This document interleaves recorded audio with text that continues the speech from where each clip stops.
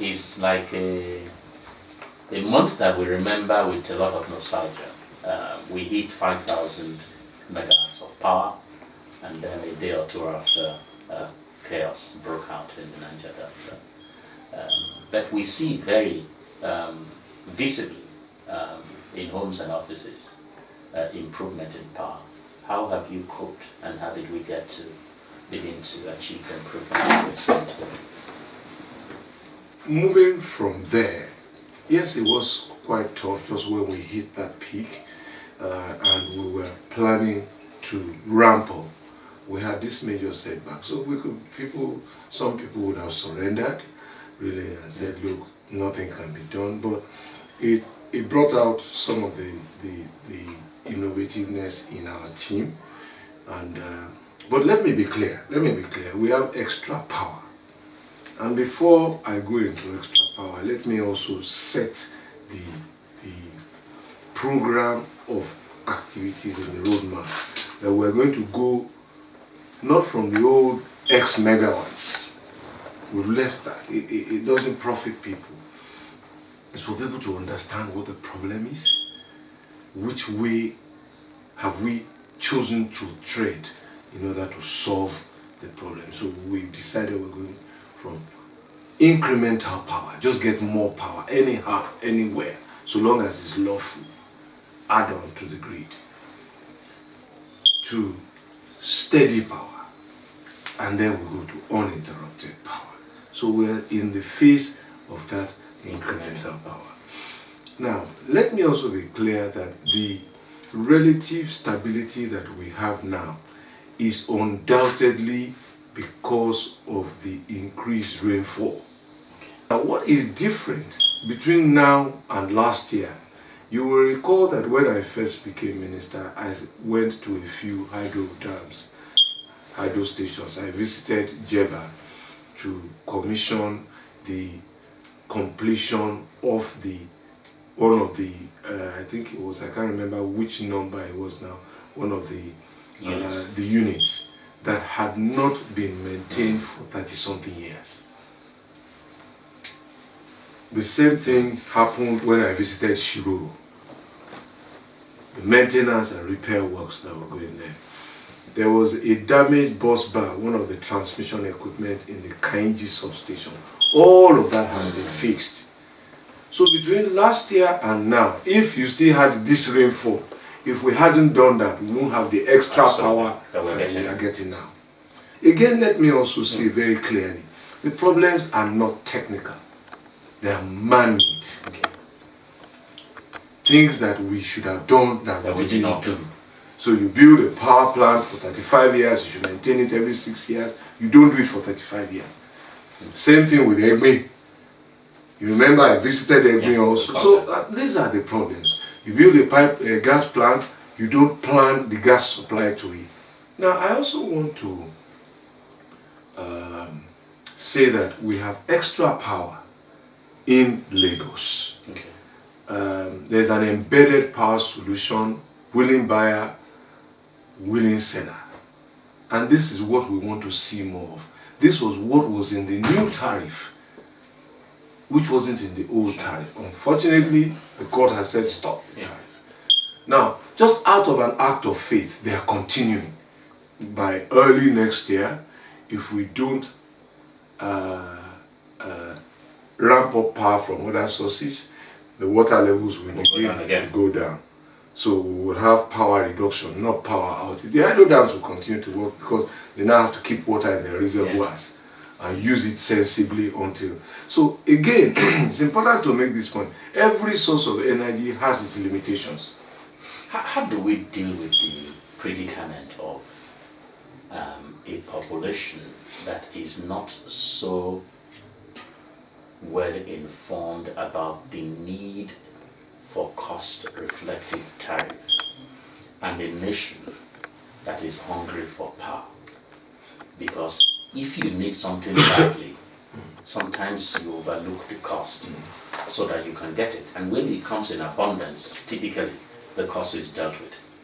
Prices begin to moderate. Well, I would answer that question in some multiple ways. I will approach it from many angles. I think first of all, I will pass that responsibility of education to you and your colleagues. You need, and I say this matter of factly, I think you need first to also engage people who understand the sectors, not just at a reportorial level, but at research level, so that they can educate. So your correspondents who go to interview people in various sectors must be very senior and knowledgeable, so that they can probe questions that they get. There can be follow-ups, not just listen to what anybody says, whether it's in the private sector or in the public sector. The second point I would make is that where we are now is also an opportunity that provides reflective thinking. I have gotten messages from people who say, look, I haven't bought diesel for the last 10 weeks or 6 weeks or 8 weeks or 5 weeks, that I am saving money now. So by some reverse incidents, people are beginning to see that stable power is cheaper, and they can begin to do their math independently. The more of us who begin to do that, so this will give me more money. I'm ready to pay more for this. That's the second angle.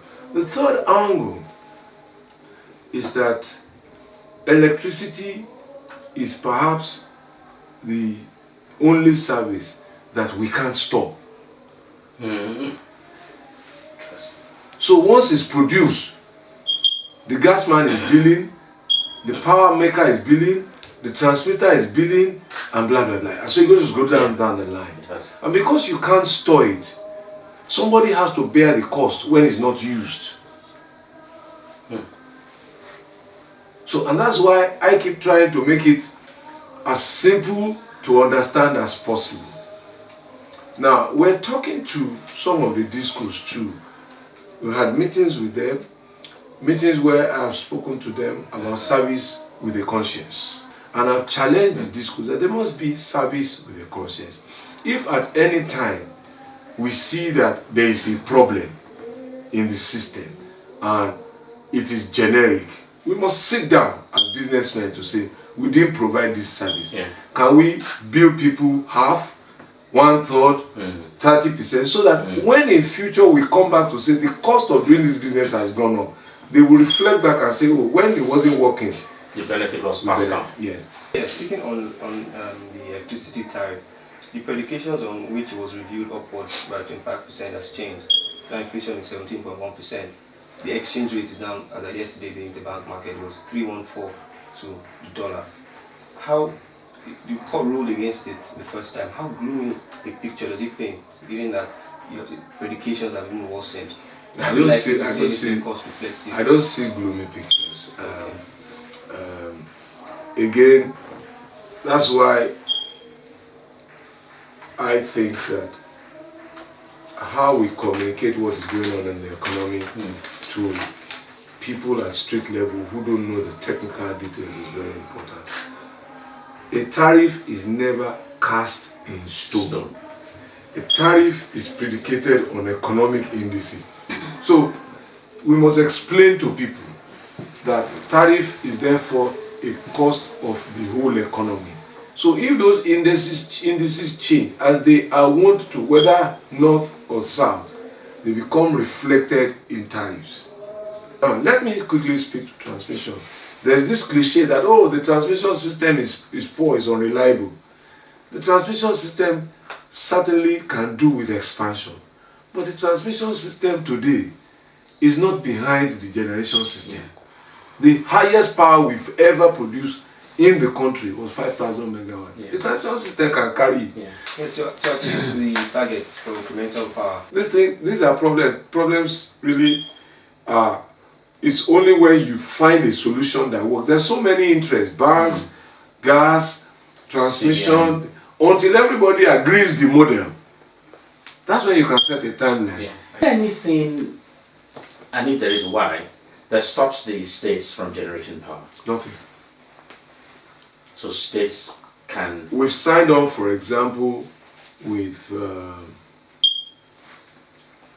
a few solar vendors who are collaborating with states. With states. There's nothing with generating power. I generated power as a government. The problem is distribution. Okay. Because currently the distribution companies have been sold to Private companies.